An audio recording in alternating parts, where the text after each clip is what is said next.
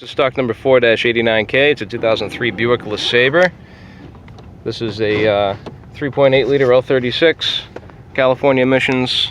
It's got the 4T65E MN3 transmission.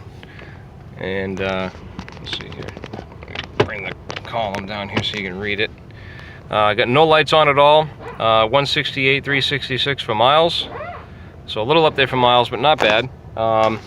No evidence of any antifreeze leaking or anything else like that around the intake, which is usually what goes wrong on these L36s. Usually the EGR melts through the intake and you start leaking antifreeze into the cylinders.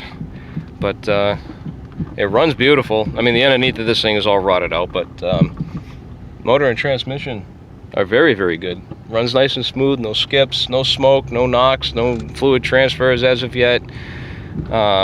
Nothing. Shifts butter smooth. Had it running for about, I don't know, 45 minutes now, I guess. And it does nice. It does really nice. Reverse works fine.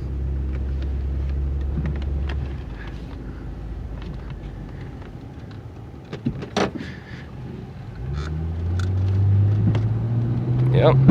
It's still got all the power.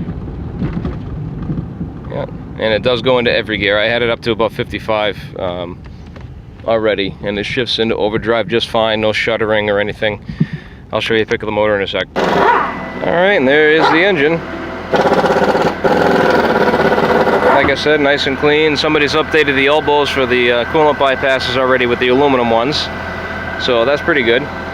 Cross member's wet because I went through a puddle. But, yeah.